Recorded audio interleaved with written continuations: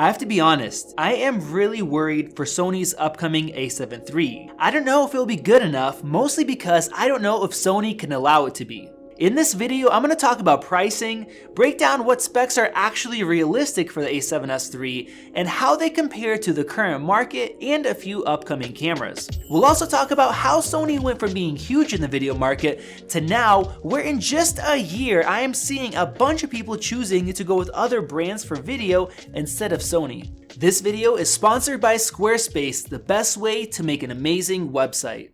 Before I dig in, let's take a quick stroll through time to see how it is that Sony seemingly out of nowhere blew up in the video space, and then how they got themselves into this sticky spot. I've personally owned Sony cameras since 2016, but I've used them ever since the original A7S in 2014. Like many of you, what attracted me most is the insane low light performance, something we've never seen before. It lacked 4K internally, which my GH5s had, but that full frame sensor and the low light were jaw-dropping. Just a year later, Sony updated it with improved low light and rolling shutter, 4K internally, 1080p at 120 frames per second, S-Log3, and in-body image stabilization, which was once again jaw-dropping considering that it's a full frame sensor. This camera sold like crazy, everybody loved it, and that following NAB, for the first time ever, there were more Sony bodies capturing the show than Canon's, those which were at the time only offering line skip 1080p and 720p slow motion, if that. At the time, Fuji wasn't even making video cameras, Nikon's had major limitations, Blackmagic was in limbo, and the only real competition was Panasonic, who had a sensor that was a quarter of the size with much worse low light and no in-body stabilization. Sony had this major advantage for years, and their market share kept growing. They started attacking the APS-C market with the A7S3, offering full sensor 6K sampled into 4K for very cheap, and then grew that into other bodies with great low light, IBIS, S-Log, and most importantly, great video autofocus, which came out at the perfect time when gimbals started to become affordable for us regular shooters. Most companies were sitting idly, the major players were stuck on DSLRs, and many mirrorless brands still didn't see video as a huge necessity, falling further and further behind. Now, Sony did have their issues. These powerful tiny cameras had problems with heat, battery life, and color science, which kept some Canon shooters waiting. At the same time, Sony converts were looking forward to the A7S III back in 2017, but that day never came. Sony was already known to put out a new camera update about once a year, but instead they gave us the A7R III, which was also good for video, being the first full-frame camera that Sony did with phase detection, but that did have its own issues and cost $3,500. On the plus side, it had many minor updates, and that sweet 2.5 hours of battery life would surely be in the new S just a few months later, right? No. How about the following summer? Nope. And surely at least a year later, or maybe 2? No. It's been about 4 years now, and we already have the A7R IV. It's been about close to half a year since that came out, but hopefully we won't have to wait much longer.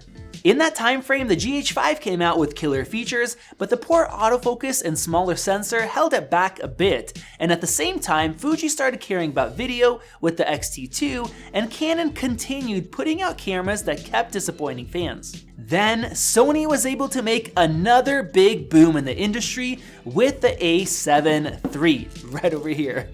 This made me finally get rid of a few cameras I kept around and go all in into the Sony system, enjoying super detailed 6K into 4K recording, great low light, better colors, dual card slots, fantastic autofocus, and long battery life. This camera once again made a big bang, but not because it was some kind of a new revolution, but a great evolution, fixing many problems and offering a great hybrid full-frame camera for $2,000, and that got Sony into the #1 spot for full-frame camera sales.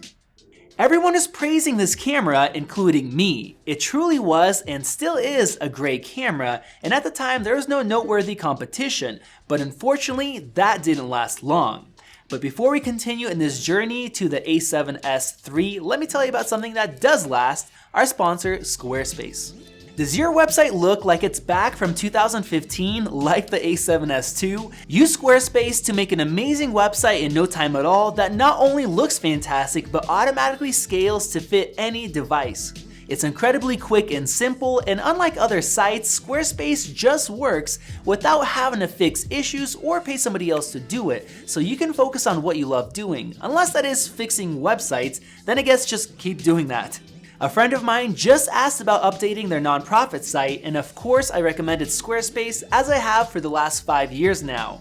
One important thing is that they have built-in SEO tools so that your site will actually be found online. Click the link below for a free, no credit card required trial, and when you're ready to launch, use code MAXYuryev to save 10% off your first purchase of a website or domain.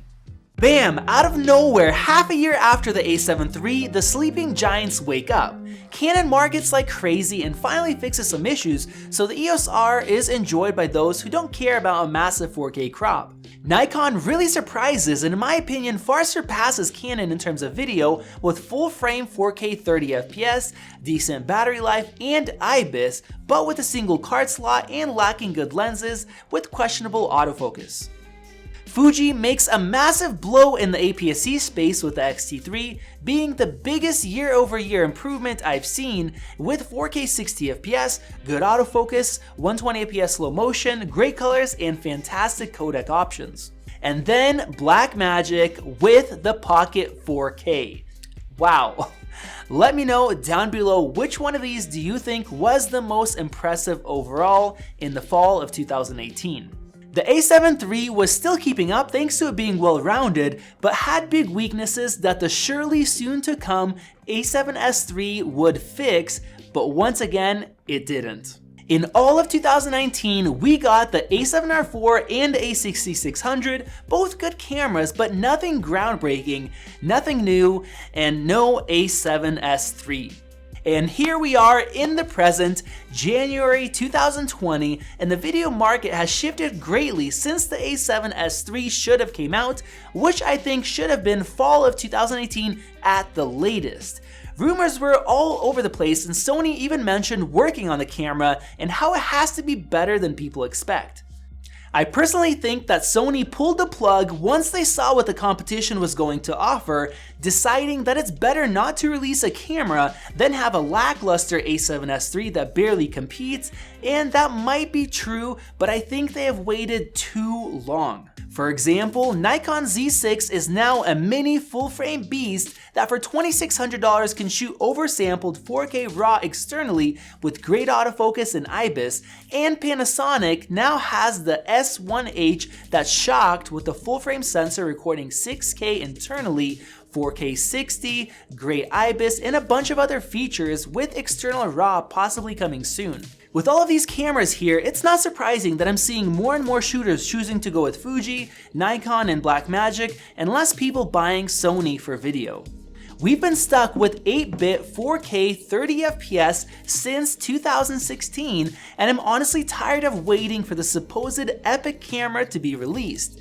At the same time, Canon finally seems to have come to their senses and are throwing everything they can at the 1DX Mark III, like shooting 5.5K RAW internally, 4K with no crop, and finally a very serious usable codec. And that doesn't stop there. Now we're hearing of the Canon R5, their first pro mirrorless body, shooting 8K internally, 4K 60, and even possibly 4K 120, which is technically possible. Not only that, but Fuji's X-T4 will come with the long-requested IBIS and flip-around screen with possible 6K at 60fps 10-bit recording, but with a much lower size and price than the S1H. And this is where my heart starts to sink for Sony.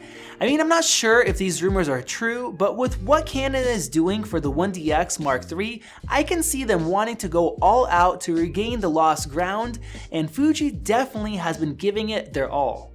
Why did you wait so long, Sony? Why did you have to do this to yourself?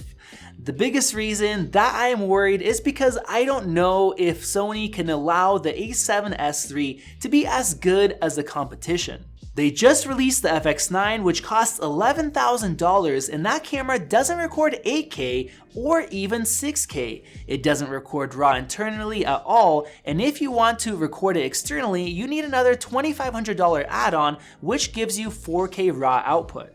It is limited to 4K 60 FPS at 10-bit and 1080 at 120. This has me thinking, how in the world is Sony supposed to release a small mirrorless camera that can compete with some of the cameras already available right now when the camera that they just released for $11,000 is the FX9? To be honest, I think there are only two ways out of this corner for Sony if they want to stay on top. First is price. Panasonic's S1H is $4,000, and even though it has some killer specs, it still lacks in some areas such as autofocus. If the EOS R5 actually has those rumored specs, it will definitely be at least $4,000 as well. If Sony keeps the price at $3,000 like the A7S II, or even better, drops it to $2,500 like the original A7S, while offering a better sensor with full frame 4K 60 and a good 10-bit codec, that could make a lot of Sony shooters content. I know I personally would be. You guys can go ahead and let me know down in the comments if you would be as well. In this case, I think the camera would sell very well, but that still would put Sony in second or third place as far as actual capabilities in terms of these mirrorless video cameras. Now, the other option would be to go all in and create something to the absolute best of their abilities, just like some of these other brands are trying to do. At this point, it would definitely be more expensive, say $4,000, but it would be a flagship product meant to show the company's best, and then the A7 line can keep the lower price point, and this camera could be, say, an A9S instead of an A7S III. Give us 6K at 30 FPS, full frame 4K 60, and a crop mode for 4K 120, along with slow motion at 1080 240 there. How about a new IBIS system that finally can stand up to Panasonic, and maybe a sharp, high brightness flip around screen? Of course, we would want 10-bit recording and raw outputs to put a cherry on top for that camera. If Nikon and Panasonic could do it, why couldn't Sony do it as well? They've been making a lot of money from camera and sensor sales, and hopefully they have been reinvesting that back into R&D. The big question is if they are willing to best their high-end line, or will they start doing what Canon was doing previously? What do you guys think? Do you think the A7S III will be able to compete with these other cameras in terms of price or performance, or do you think Sony's dominance will start to fade away? Let me know down below. I want to hear your guys' opinions, and hopefully soon we will see an A7S III or an A9S, especially for those of you guys who have invested a lot of money in Sony Glass. And if not, who knows, maybe some of us are going to start flipping back, going over to the other side once again like we did just a few years ago. Thank you guys for watching. Once again, a big shout out to Squarespace. If you guys need a website, seriously, go check them out. Try it out. There's no risk required, no credit card required, none of that stuff. There's a link down below. I appreciate them for sponsoring our videos and supporting the channel. This has been Max, and I will see you in the next video.